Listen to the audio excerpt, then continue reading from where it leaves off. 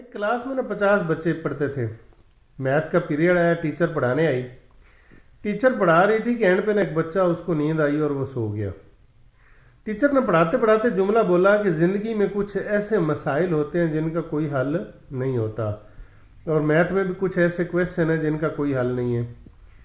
یہ آزمانے کے لیے بچوں کو ایک جملہ بولا کہ ان کی ایک ٹریننگ ہو رہی تھی, ان کو سمجھانے کے لیے یہ جملہ بولا جا رہا تھا.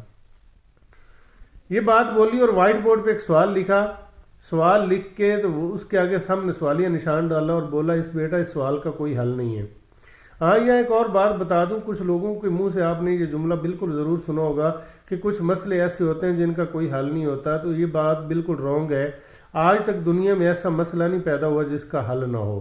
مسئلے اپنے مسائل اپنے حل اپنے ساتھ لے کے آتے ہیں.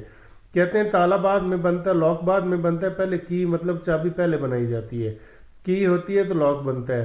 مسئلے کا حل پہلے بھیجا جاتا ہے, پھر مسئلہ بھیجا جاتا ہے. ہر مسئلے کا حل ہوتا ہے. تو خیر ٹیچر نے یہ جملہ بولا, وائٹ بورڈ پہ سوال لکھا, سامنے سوالیہ نشان ڈالا, اور یہ ڈالا ہی تھا. ادھر سے اگلے پیریڈ کے لیے بیل ہوگی, ٹیچر گئی, اور جیسے نیکسٹ ٹیچر آئے تو بچے جب اٹھے ان کے ادب کے لیے, تو وہ جو سو رہا تھا اس کے ساتھ والے نے اس کو اٹھایا. اس کی آنکھ کھلی تو اس کی نظر وائٹ بورڈ پہ پڑی. اس نے سوال لکھا ہوا دیکھا. اس نے جلدی سے نوٹ بک نکالی اور سوال کو نوٹ کر لیا. یہ سوچ کے نوٹ کیا کہ شاید کل حل کر کے لانا ہے میم نے, اس لیے یہاں لکھا ہوا ہے.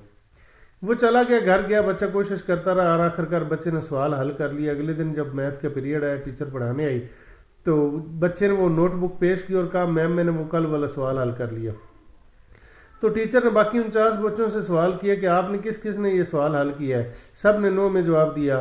اس ایک بچے نے سوال حل کر لیا. تو میم نے پوچھا بیٹا جب میں یہ سوال لکھ رہی تھی تب تو کلاس میں تھا یا کہیں باہر گیا ہوا تھا؟ کہتا میم میں تھا تو کلاس میں, پر میں سو رہا تھا. اس نے کہا اس لیے اس نے سوال حل کر لیا کیونکہ اس نے یہ جملہ نہیں سنا تھا کہ اس کا حل کوئی نہیں ہے. باقی 49 بچوں نے سوال حل اس لیے نہ کیا کیونکہ انہوں نے اپنی ٹیچر کے منہ سے سن لیا اس سوال کا کوئی حل نہیں ہے. انہوں نے کہا جب حل نہیں ہو سکتا تو کوشش کیوں کرنی. انہوں نے کوشش نہیں کی اور وہ سوال حل نہ کر سکے. اس بچے نے جملہ نہیں سنا تھا, وہ کوشش کرتا رہا اور سوال حل کر گیا. آپ کے ارد گرد بہت سارے لوگ آپ کو ملیں گے جو کہیں گے تم یہ کام نہیں کر سکتے ہو, آپ کو ڈرائیں گے, آپ کو حوصلہ نہیں دیں گے, آپ کی موٹیویشن کو لوز کریں گے.